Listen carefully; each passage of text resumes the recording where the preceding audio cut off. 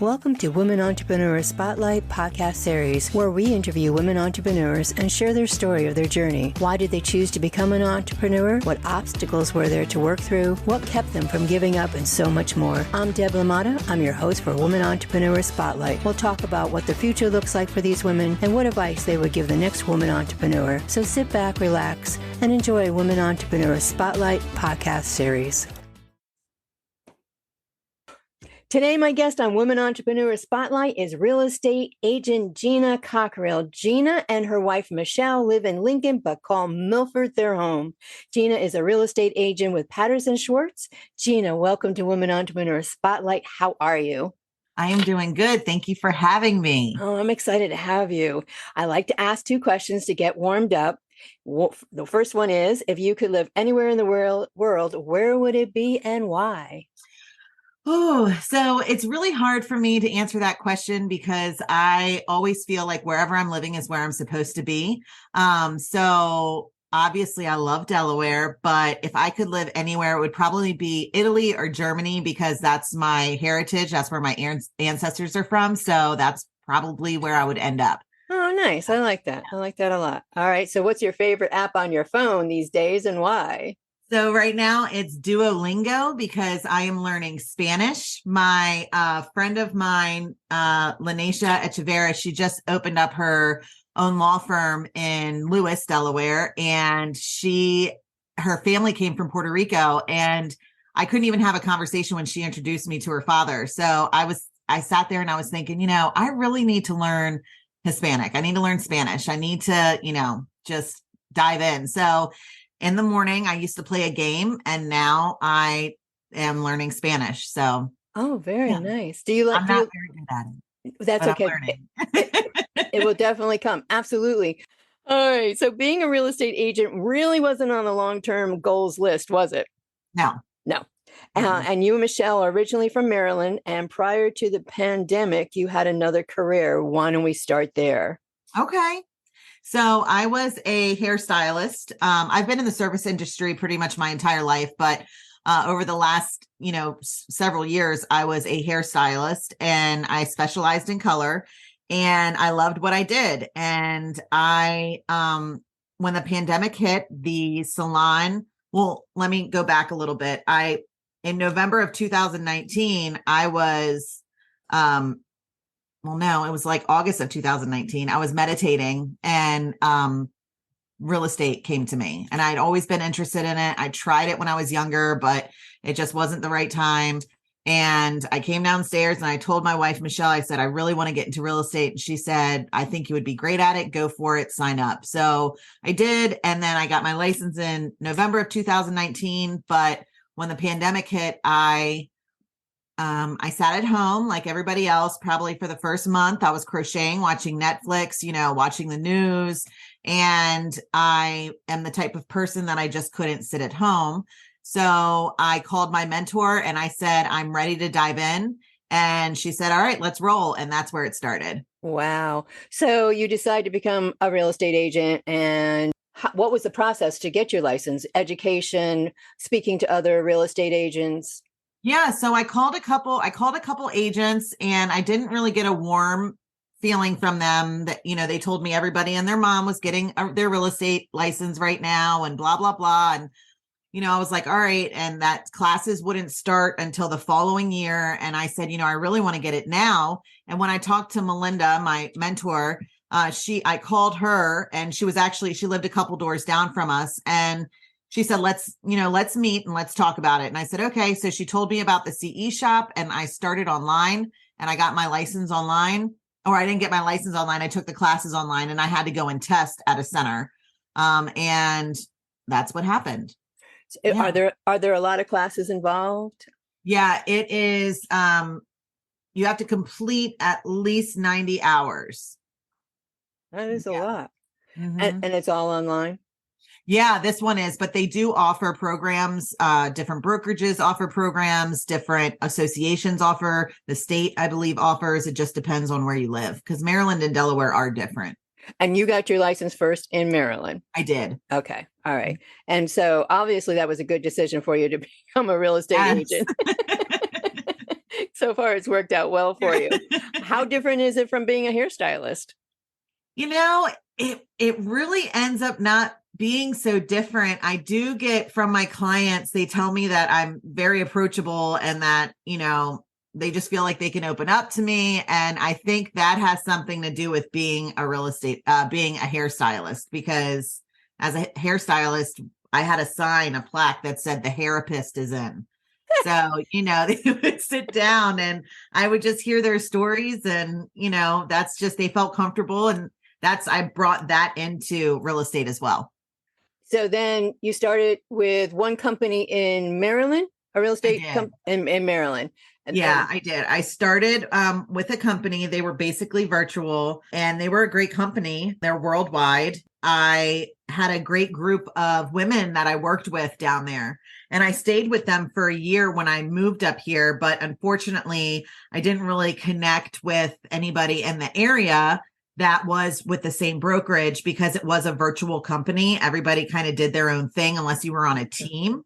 And so, the way that company worked, if you weren't under them or if you weren't a part of their team, there really wasn't, any motivation for not helping, but collaborating. Right. Yeah. So, and then when all the rules lifted from the pandemic, I was starting to see, our meetings that we were having on Zoom, they were all getting together now. And here I am in my office, by myself. And I'm like, I miss that. And I didn't realize I missed that until an agent called me thinking about joining that company with me. That's local, who I met. And, she said, I know you love your brokerage, blah, blah, blah, but everything has something that you don't like. What's the one thing? And that hit me. And I sat there and I'm thinking, I miss people. I miss collaborating with people around me, being involved in the community. I didn't have that. So that's.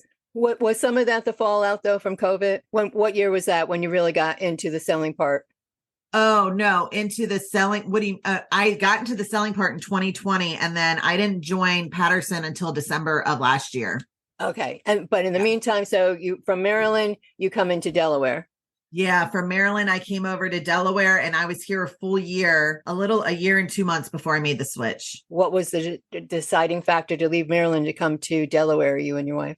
So my wife, unfortunately, she was the breadwinner and she lost her job in Maryland. She worked at a coal power plant, and they told her, it was going to be shutting down in a year. So she came home and she had a specific job that she, did. And it's a trade. It's not something that you can just walk into anywhere and make that money with that trade. She was, kind of freaking out. And my parents had just moved up here and we kept joking that it was a long-term goal of ours to retire to Rehoboth. But we kept joking with my parents, like, we'll be up there. We'll be up there. When we got that news, I said, you know what? I have an idea. Why don't we just take advantage of the market, put our house up for sale and find a home up there?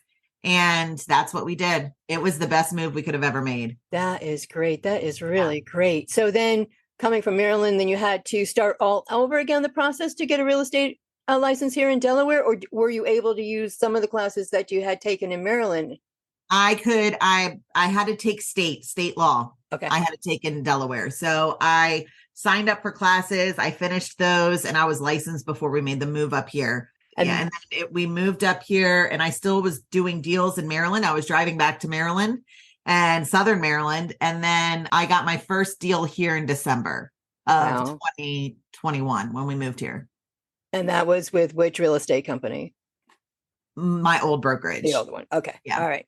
And then finally you get into Patterson and Schwartz. A year later. A year later. Wow. Wait, oh my gosh. Was it a year? Yeah. I think about 2021, 2022. Yeah. Yep. Wow. Okay. Awesome.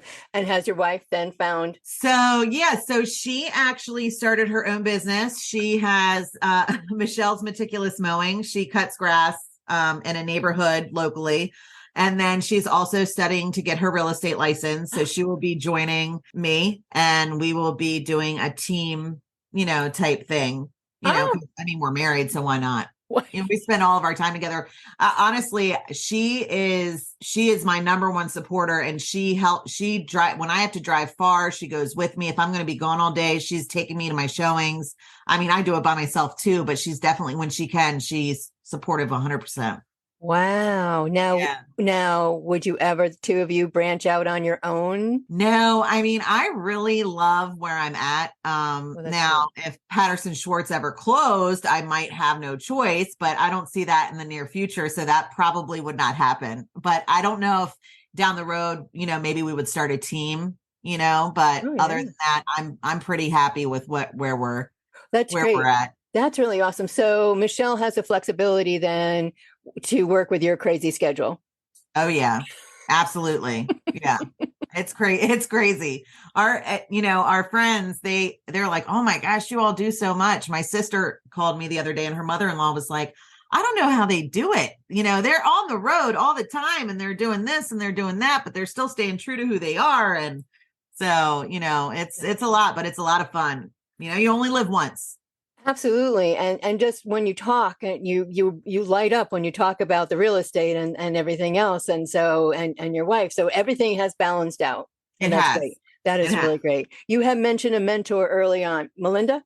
Yes. Melinda Brown. Melinda Brown. And so you met her, you were friends with her prior to becoming a real estate agent? Yeah, my wife was. She was actually at our wedding. I didn't know her too well. I knew her a little bit, but she was our neighbor. She lived down the street from us. Any question I had, I went to her with. And if she didn't know, she pointed me in the right direction. And it was, I used to tell people when I first started real estate, because it's hard when you first start. Luckily, I was somewhere where I lived. I had family and friends that were going to sell or buy. And I was able to tell people, listen, you might be getting me as an inexperienced agent, but you're getting another agent that's very experienced, that's going to be with me every step of the way. So you're getting two agents for the price of one. Wow. So, and she had years of experience and she knew her stuff. She's a lot of my success that I've had. I can definitely thank her for a lot of that. Oh, that's great. That is really great. And do you since you've been friends, you're still in contact? And oh yeah. We don't talk as much as we used to when I lived in Maryland, but if I ever needed anything, I would call her and she'd answer, and vice versa. Would you recommend to another woman entrepreneur to find a mentor in their field if they can? Absolutely. Yeah. Absolutely. I think because you can always learn something, right? You might think you know everything, but you don't. School is one thing, and then the real world is something different. And I knew that coming from hair. There was school, there was the salon, and there was the test, and it's kind of the same thing. Real estate has a lot of odds and ends and different situations you're going to come across, and no two sales are the same. So it's really great to have somebody who has experience that you feel comfortable with, that's going to give it to you straight, whether you like it or not. And that's what she was for me. That's what she did for me. Yes. And that's exactly what you want in a mentor. Absolutely. You don't want somebody who's just going to say, oh, no, that's good. That's good. Oh, right. No, Gina, you're doing this awful. You need to change it up. Or, I mean, I don't think she ever said that exactly, but absolutely. Absolutely. Oh my gosh. Yeah. And so the real estate, being a real estate agent is not 9 to 5. If somebody was looking to get into the real estate field, what are the hours like for you? 24/7. Yeah, that's what I think. Well, it is. I mean, it just depends on what kind of agent you're trying to be. It really depends on the person, but I hear a lot of people saying and it's an ongoing joke too on memes on the social media, but I joined real estate because I wanted a flexible schedule. Yeah, you have the flexibility, right? You do. You have flexibility, but you're on call. You're on call, and I shouldn't tell my clients this maybe, but I do. I sleep. Please don't call me from the hours between 12 and 5. Other than that, if you need something and it's important, call me. If you have a question, text me or, email me. So, I can't remember. I think I took a day off. I don't remember the last time I had a day off where I did nothing that had to do with real estate. I don't. like nothing. It is a full commitment from what I understand. It is. Because, It really is. and at one time I looked into it too and I ran. Yeah. Like, Yeah. Yeah. I mean, it's a lot. I don't want to scare anybody away from it, because if it's your calling, like that's what you should do. But You'll just know it. know that it's not always roses and butterflies. It's not selling sunset. It's not like that. It's, a lot of work goes into it, and it can be trying at times. And a lot of work that your clients don't see you do. Yeah. Yeah. Right? Yep. What is a typical, a typical sales transaction? I don't want to call it that, but what would be a typical walkthrough with a client, coming to you and saying, "Hey, we're looking in the market." Just a quick run through. So I would ask them, I typically represent buyers, a lot of relocating. They are relocating from everywhere. I got into that when I was with my previous brokerage, because we had, a lot of people, and same with this one. A lot of people are relocating down to Delaware. We have the Air Force, we have retirement, we have second homes. We just have, a lot to offer here because it's a beach state. I first asked them, what are they looking for? What's bringing them here? What are your wants, your needs? What are some things that you want, but you don't necessarily have to have? These are the steps that we're going to take, which would be tell my clients, okay, so if they're coming from New York or New Jersey or California, wherever they're coming from, they can't necessarily get here, to go see a house. And with the market, even with high interest rates, our inventory is still low. So there's still a huge demand for homes. If they can't see it, but they're just looking at pictures online. Right. Now, pictures online, they can be fooling you either way, whether it's beautiful on the inside from the pictures or if it looks awful. It all depends on the camera. It could look awful on the pictures, but you walk in and it's beautiful, and vice versa. So what I like to do is I tell my clients, I'll go into the home. I tell the agent I'm previewing, I'm videoing, I video for my client detailed. And then I send it to them, and it gives them okay, I definitely want to see that when I come in. We're coming in 2 days. In 2 days, can you let the agent know, in case they're presenting offers? So that's a service I offer for my clients. And that's me going out, and then we're going to go out and see it again when they come in, or we won't because they decided they really didn't like it. So it kind of hones in on what they're looking at online, because it can be a lot, and then bring it in.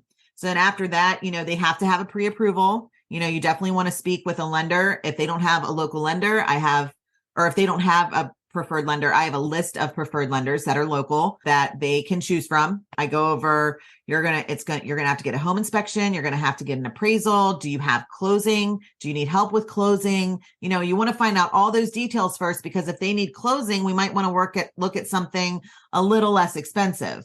We might want to look, and if they don't know what they're pre-approved for, they could be approved for more, or they could be pre-approved for less. I won't show a home without a pre-approval. I can't.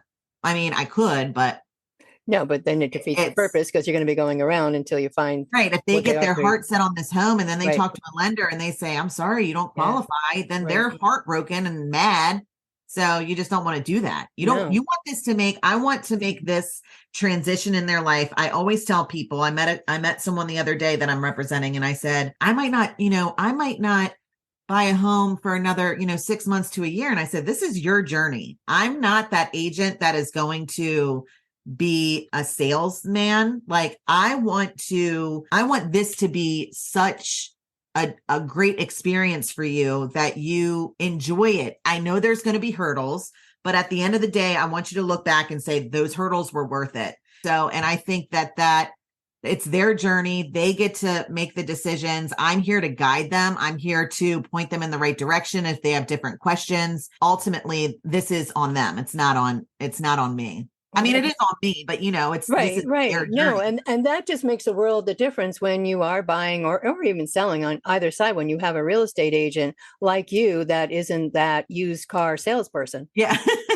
And I'm honest when I go into these homes. I'm honest with them. I can't be like, oh, this is fantastic, as I look at a hole in the ceiling. I can't. They would see it all over my face. I can't lie. I'm horrible at it.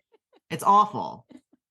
Well, there you go. Well, yeah. and that just makes the whole world a difference. And that is why where you are with Patterson and Schwartz, and you are at a higher level than the others. Well, thank you. You're welcome. Thank Yes, you. absolutely. And it does. It is already a mind-boggling experience buying a home. I've done it a couple of times, and it's like, oh my God, I can't even think about it. Yeah, it is, when we were moving, we were helping some client move the other day, and we were sitting out there at the listing agent and myself, and we're just saying, it's hard to move. There's a lot of emotion too, especially if you're a seller. How long have you been in that home? If this is a home you raised your children in, or you had a spouse in that had passed away, or anything, you've Right. lived there for your whole life, it's emotional. You had your first baby there, all of these memories, you'll listen to clients cry or they'll be elated, or it's just a very emotional experience. Absolutely. I just try and be there and support and guide. That's my role. That's great. I love that altogether. And so you do live in Lincoln, but you call Milford home. I do. It is Milford's in my backyard. It's crazy.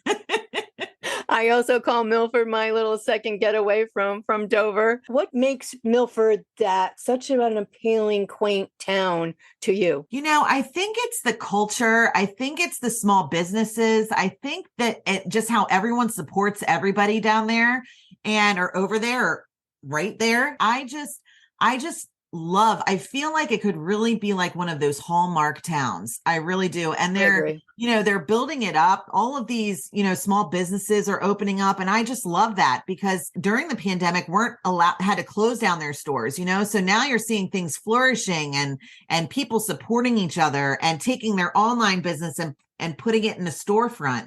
And I just love that, because I just stopped by Stone and Sage the other day, and I hadn't been there in probably a couple months because I've been busy. And I was on my way back from a showing, I think. Yeah, I think it was a showing or a settlement. I think it was a showing. And I just had to stop by because I just had to get that energy in, So it was just, and I gave Kat and Angie a hug, and, it was great. And we chatted like I'm talking right now really fast.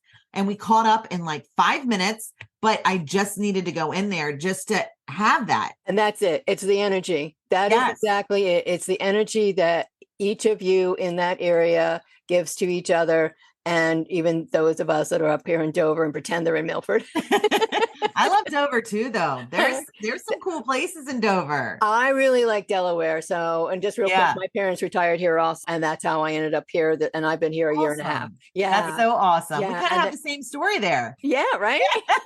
So that's why I asked that question about Milford, because because of Kat Perfetti. Then I saw you, and then we got to talking, and I've talked to other people, and Not Too Shabby, and love Not Too Shabby. My wife just got me flowers for our anniversary. I saw. Yes. Oh my gosh, William makes the most beautiful arrangements. Oh my God. Yes. Oh, and the chocolate was delicious. Oh. My mother-in-law said, "You didn't save me any?" I said, "No, it was my anniversary and I was really hungry." I don't even like sweets like that, but chocolates I love, and cheesecake. Oh, there you go. I like that combination. Yeah, or eclairs. I don't, like other that. Than that, Yeah, yeah, and then and My Sister's Fault, and all that, and the Dolce Cafe. It's like, and it goes on. But you're right, and it is building up. When I had done the podcast with Kat and the other ladies, I had asked that question: how did everybody feel about the town of Milford and around you also being built up? Hopefully, not being bought out by the big companies. Right. I see on the outskirts of Milford, and hopefully it stays that way, and that the quaint town stays the quaint town. Yes, I'm hoping, because I do like the fact that a Michael's was put in, that it's coming in, but that's on the outskirts. But in the little town, I really want that to stay. Local businesses, just absolutely, yeah. That's what I would like to see. Me too, and I believe it will, because I think the community itself will fight to keep it that way also. For sure. So you have some different tools on your real estate website that you offer your clients. Can you tell us about a few of them? Buyer and seller's guide, or what your home is worth. Yes. What your home is worth would be, they would message me and I will sit here and, even if they just want to see what their home could be worth. Now, I am not an appraiser. It is not what an actual appraisal is, but what we do is we go and see what your market value is going to be. what the market is speaking right now and what we think we could list your home for. Okay. So we'll take comps from different, homes that have sold recently, maybe expireds, some pendings. We just want to look at everything that's there to kind of go off, because a lot of people want to, because of the market the way it was, want to list their home really high. But we were seeing there that that's not like it for every home now. Some homes, okay, but it's not every home. So we really want to, get in there and show them, look, this is what homes are listed for right now. We probably want to be somewhere around here, or you can expect to wait. But it just gives them an idea of what we could list it for and get their wheels turning, even if they're not ready to sell right now. And that's a great point to make, because I think, just going through it myself, you think your house is worth something else, and then somebody says to you, no. Yeah. And if you don't get that upfront, that number upfront, you're already looking at higher valued homes to move into. So Right. Very, very important. Find out what your home is valued at before you go start looking at what you can or Yeah. cannot. And we'll even say, let's, put it in a little bit under, just a little bit to get some traction, because you got to look at how long the homes are sitting. Yeah. If they're sitting for a while, those homes but my neighbor listed their home for such a, this. Well, I want to list, but look, it's been on the market for 60 days. So it's not the only reason it's sitting that long is because it's priced too high. Right. It's not great hearing that as someone that wants to sell their home, but it is what it is. Absolutely. Manifesting dream homes is your tagline on your website. How did you come up with that tagline, and what does it mean to you? I was going back and forth with Melinda because I know I wanted to start my own brand. And I actually have my tank top on right now. Oh, look at you. When I was with my other brokerage, I kind of wanted to just be different from that. And when I joined PSA, they said I could bring, my brand with me. So, but manifesting dream homes, I feel like you manifest your life in a way, and everybody has the opportunity to manifest their desires. I'm in real estate, and I want to help you manifest your dream home. So that's how it came up. Yeah. It just has a lot to do with like my spirituality, my meditations, my crystals, my, sage, all of that stuff, my jewelry. And so it just fit. And it works. It worked. And the colors are some of my favorite colors, and they just really went well together. And I started playing around on Canva, and I designed the logo, and we were good to go. That's how it happened. And I'm looking around your office, and all the colors are back there. Yeah. Oh yeah. Yep. I love it. This is a place of peace in here. So that's nice, because you do need that. You need a place to have calm. Absolutely. Knowing what you know now about being a real estate agent, would you do anything different in the beginning? I mean, I probably would have. I think you really need to interview brokerages. I was lucky enough to really land someone great. It was, I joined that brokerage more so for the people. I would definitely look into brokerages, interviews, see what they have to offer, look into brokerages that offer training. Training is very important. It's just really important to have that, especially in the beginning. I know you just got out of school, and the last thing that you want to do is get into training, but trust me, you're going to need it. I'm sure. And so, luckily I had a mentor that was able to train me. Yeah. I mean, and the brokerage offered training, but that one-on-one training was helped a lot. All right. Oh, I like that. Absolutely. And were there times that you had roadblocks in the way pursuing your career? Did you have obstacles in your way that you had to kind of work through to become a real estate agent? I mean, really the only roadblock I had was becoming a full-time agent. I couldn't do it part-time with the job that I had. I was a hairstylist. I couldn't tell one client to, I'm sorry, I can't color your hair today. I have to go sell a house. And I saw my clients using a different real estate agent to sell their house. And I'm sitting here doing their hair. And I'm like, yeah, something has to change. I'm trying to find the silver lining with COVID, but the pandemic, but it got me into real estate when I made that call to my boss. Not my boss, because I booth rent. We were allowed to booth rent in Maryland, but the owner of the salon, and she said, "You're leaving, aren't you?" And I said, "Yeah." She said, "I knew it was coming," because I loved it. just roadblocks moving to Delaware and not knowing anybody, just putting myself out there. I really had to put myself out there and just take anything that I could get. Anything that anybody gave me, I took, because some money was better than no money. And that's how I live. That's my motto. I don't care if you're selling a $10 house or a $400 house. I don't care if your budget's $1 or $70. I'm here for you. I'll take it. Absolutely. Yep. What advice would you give another woman entrepreneur? Just stay true to who you are. And if you have a dream, follow it.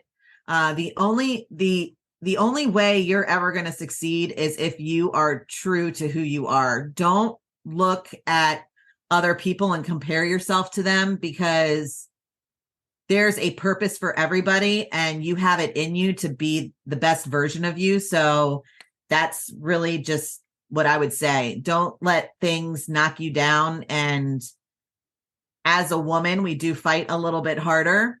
And so I just think don't listen to the things that are being said and just keep moving. Just keep moving forward.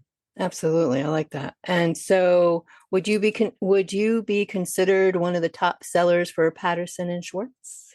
No, I don't think yet. No, okay. I'm not. I mean, I'm doing a good deal. I am in the top. I did get, I was a top producer in the month of May that they just posted. There's a lot of agents there, and there are some really awesome agents. It's a goal of mine to work up there, but I do believe I do a good amount, but I'm not a top producer yet. And I believe you will be. I hope so. So what's next for you? What's going to be next in the real estate agency world for you? I don't really know. There's some things that are going on. Again, like I said, Michelle getting her license, that's going to change a lot of things for us. Being LGBT, we support our community. That's just something that we want to focus on too. And I don't know, I'm happy selling and listing and being a buyer's agent and helping people find homes. And there's a lot that can happen. So I'm thinking about maybe one day getting into investing and, doing that sort of thing. So you never know. No, you don't. You never know what's around the corner. You really don't, but you just have to know that it's there for a reason. Exactly. I know that we were waiting until Michelle retired to move here, because we didn't think that we would be able to do it without. We made that jump. It was life-changing. Yeah. So I'm not saying that it's all been roses and butterflies, because it certainly hasn't, but you take the good with the bad and you just keep moving forward. And that's another key word, moving forward too.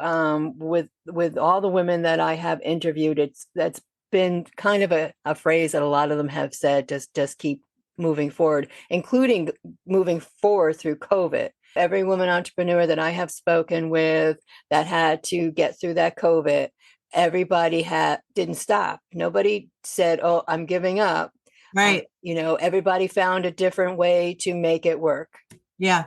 And here you are. Yeah, it's awesome. Absolutely. Absolutely. And that's part of one of the reasons why I love doing what I do. Never thought I'd be doing this, to tell you the truth, but I love it. I love it. Yeah. So let everyone know how they can get in contact with you. Well, you can go to www.manifestingdreamhomes.com. You can go to my handles on Facebook, Instagram, LinkedIn @GinaCockerille.realtor. They'll have my email and my phone number on there. If you want to text me, if you want to email me, you call me, any of those. Definitely. And for Delaware and Maryland. Delaware and Maryland. I do mostly the Eastern Shore now for Maryland. I've stopped kind of going down to Southern Maryland, except for certain things, because it's a long drive and it has to be a whole weekend. So it's a lot. So I do those sparingly, but the Eastern Shore mostly. Yep. In Maryland. That's awesome. So one of the goals with Women Entrepreneur Spotlight for me is to build a network of women who support other women. And I would love to add your name to that list. Please do. Please do. I would love that. Thank you. You are welcome. It has been an absolute pleasure speaking with you. I'm so glad that I bumped into you on Facebook. Thank you, Kat Perfetti. Yes, thank you, Kat. It's been an honor to be here, and I really appreciate you reaching out. Well, thank you, Gina. All right. Well, we'll do a follow-up. Okay. And I hope, are you going to go to Kat's anniversary in September for the store? Oh, that's my birthday weekend. She opened. That's how I got down there. That was my birthday weekend. I said, we're going to the crystal store for my birthday. That's all I want to do. And so, yeah, I'm definitely going to be there. All right. Awesome. Well, I will be there too. So I will see you then. Oh, I can't wait. Take care. Thank you for listening to the Women Entrepreneur Spotlight podcast series. You can listen to the podcast on www.womenentrepreneurspotlight.buzzsprout.com or wherever you listen to your podcast. You can find us on Facebook at Women Entrepreneur Spotlight, and you can email us at womenentrepreneurspotlight@gmail.com. Until next time, keep being awesome.